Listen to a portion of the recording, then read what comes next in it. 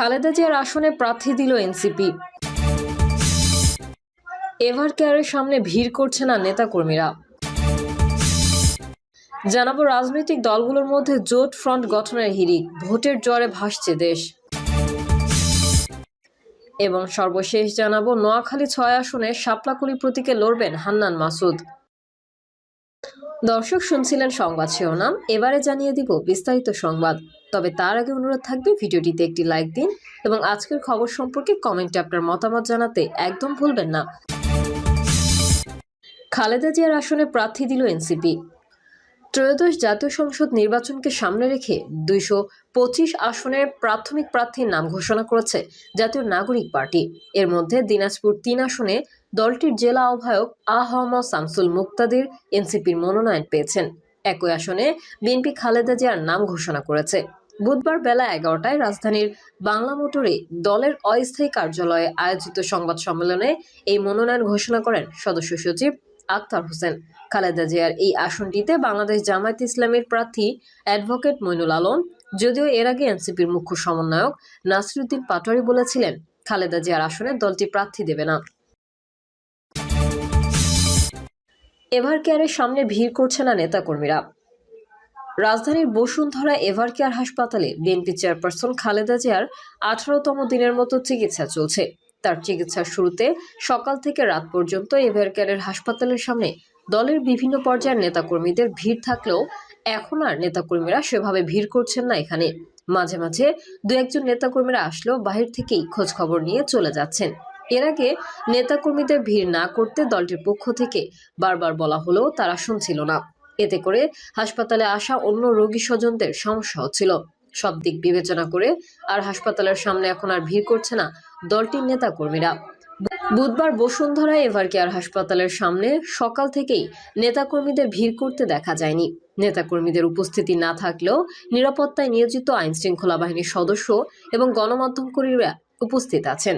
BNP chairperson Begum Khaleda জিয়াকে আরও উন্নত চিকিৎসার জন্য দেশের বাইরে নেওয়ার কথা থাকলেও বিভিন্ন জটিলতায় তাকে এখন আর দেশের বাইরে নেওয়া হয়নি। এখানেই চিকিৎসা চলবে তার চিকিৎসা ঘিরে হাসপাতালে ভর্তির প্রথম দিকে নেতাকর্মীদের যেমন ভিড় ছিল এখন তেমনটি নেই, তবে গণমাধ্যম কর্মীদের সরব উপস্থিতি রয়েছে।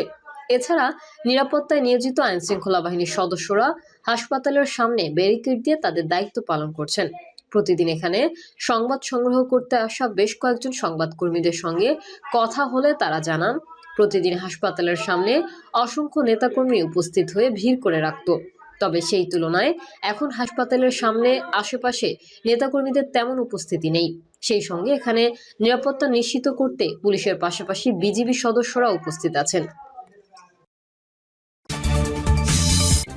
রাজনৈতিক দলগুলোর মধ্যে জোট ফ্রন্ট গঠনের হিড়িক, ভোটের জোয়ারে ভাসছে দেশ।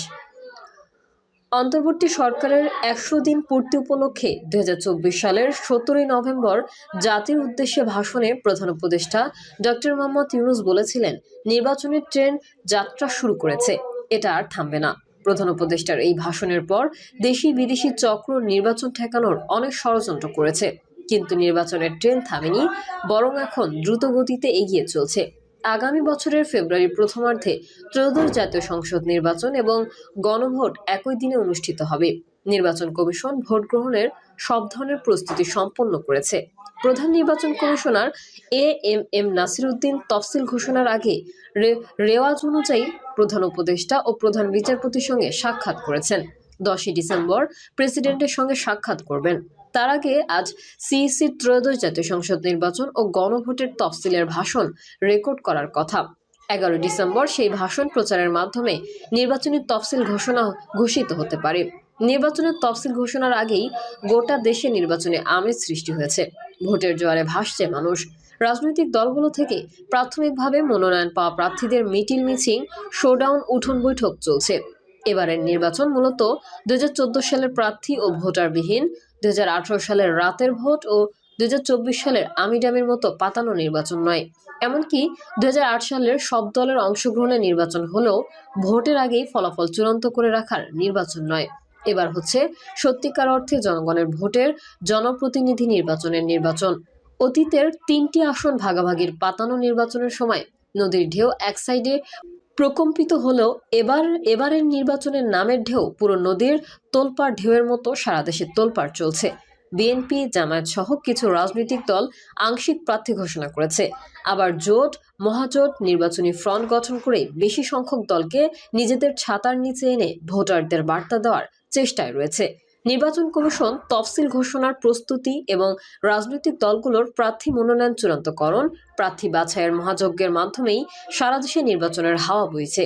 টেকনাফ থেকে তেঁতুলিয়া, রূপসা থেকে পাথুরিয়া পর্যন্ত ৩০০ আসনেই বিভিন্ন রাজনৈতিক দলের প্রার্থী এবং স্বতন্ত্র প্রার্থীরা প্রচারণা চালাচ্ছেন।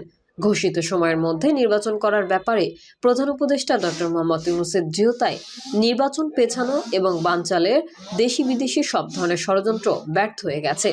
আগামী বৃহস্পতিবার তফসিল ঘোষণার সম্ভাব্য তারিখের আগেই সারা দেশে নির্বাচনী প্রচারণা চলছে। ভোট ছাড়া মানুষের মুখে আর কোনো কথা নেই। একদিকে বিএনপি ও জামায়াতের প্রার্থী ঘোষণার পর রাজনৈতিক দলগুলোর মধ্যে জোট ফ্রন্ট গঠনের তোড়জোড় চলছে, অন্যদিকে ভোটারদের নিজেদের পক্ষে নিতে প্রচারণা চলছে। অতীতের নির্বাচনগুলোতে বিএনপি ও জামায়াতের প্রার্থীরা একই সুরে কথা বললেও এবার পরিস্থিতি পাল্টে গেছে। ছাত্র জনতার অভ্যুত্থানে শেখ হাসিনা পালিয়ে গেছেন ভারতে। একই সঙ্গে আওয়ামী লীগের সাংগঠনিক কার্যক্রম নিষিদ্ধ করা হয়েছে। ভারত সহ বাইরের শক্তিগুলো নানাভাবে ক্লিন ইমেজের আওয়ামী লীগ নেতাদের নির্বাচনে প্রার্থী হওয়ার সুযোগ দেওয়ার বায়না ধরলেও দলটি কার্যত ভোট করতে পারছে না। ফলে বিএনপি মূলত প্রতিদ্বন্দ্বী হচ্ছে জামায়াত। তাছাড়া ৭১-এ মুক্তিযুদ্ধের বিরোধিতা করা জামায়াত এবারকার মতো রাজনৈতিক সুবিধা কখনো পায়নি। ফলে দলটির নেতারা অর্থ এবং দেশি বিদেশি শক্তিকে কাজে লাগিয়ে নির্বাচনে বিজয়ী হওয়ার লক্ষ্যে মরিয়া হয়ে উঠেছে। তাছাড়া ২০২৪ সালের ৫ই আগস্ট অভ্যুত্থানের কিছুদিন পর থেকেই আন্দোলনকালীন ঘনিষ্ঠতা বা সৌজন্য অনেকটাই পেছনে সরিয়ে রেখে বিএনপি ও জামায়াত একে অপরকে আক্রমণ করে কথা বলে আসছে। আওয়ামী লীগ সরকারের পতন এবং তাদের ছোট বড় নেতাদের নির্বিচারে পলায়ন এবং তাদের বিচার কার্য চলার কারণে রাজধানী সহ দেশ জুড়ে ফাঁকা মাঠ পেয়ে বিএনপির নেতাকর্মীরাও জনগণের ভোটে ক্ষমতায় যেতে মরিয়া হয়ে উঠেছে। অন্যদিকে জামায়াতের বিরুদ্ধে প্রশাসন যন্ত্র দখলের অভিযোগ ওঠে। অন্তর্বর্তী সরকার গঠনের পর জামায়াত গণঅভ্যুত্থানে নেতৃত্ব দেয়া এনসিপির নেতাদের সহায়তায় প্রশাসনে নিজেদের অনুগত আমলাদের গুরুত্বপূর্ণ পদে বসিয়েছেন। এখন আমলাদের ব্যবহার করে নির্বাচনে বিজয়ী হওয়ার ফন্দি ফিকির করছে। মূলত দলটি সংস্কারের নামে নির্বাচন পেছানোর চক্রান্তে সামিল হয়েছিল। সংস্কারের পর জাতীয় নির্বাচন এবং পরবর্তীতে আগে গণভোট পরে জাতীয় নির্বাচনের দাবিতে জামায়াত আন্দোলন করলেও প্রায় ৬ মাস আগে দলটি ৩০০ আসনে দলীয় প্রার্থী ঘোষণা করেছে। নির্বাচনের প্রস্তুতির মধ্যেই দলটি নিজেদের দাবির আন্দোলনের থেকে সরে যাওয়ার ঘোষণা দেয়নি। অন্যদিকে দেশের সবচেয়ে জনপ্রিয় এবং বৃহত্তর রাজনৈতিক শক্তি বিএনপি গত মাসে প্রথম দফায় ২৩৭ আসন, পরবর্তীতে ৩৬ আসন, মোট ২৭২ আসনে দলীয় প্রার্থী ঘোষণা দিয়েছে। বাকি আসনগুলো দলীয় নেতা ও শরিক দলগুলোর নেতাদের ছেড়ে দেওয়া হবে বলে জানা গেছে। বিগত ১৫ বছর আওয়ামী লীগ বিরোধী আন্দোলনে যেই ছোট ছোট দল বিএনপির সঙ্গে জোটগতভাবে পরবর্তীতে যুগোৎপত আন্দোলন করেছে, সেই দলগুলোর কয়েকজন নেতাকে প্রার্থী করার গ্রিন সিগন্যাল দেওয়া হয়েছে। আবার বিভিন্ন আসনে দলীয় প্রার্থী বদল করার দাবিতে প্রতিবাদ আন্দোলন হচ্ছে। তারপরও বিএনপি থেকে যারা দলীয় মনোনয়ন পেয়েছেন তারা পুরোদমে নির্বাচনী প্রচারণায় নেমেছেন। পোস্টারে ভাসিয়ে দিয়েছেন নিজ নিজ এলাকা, নির্বাচনী এলাকা।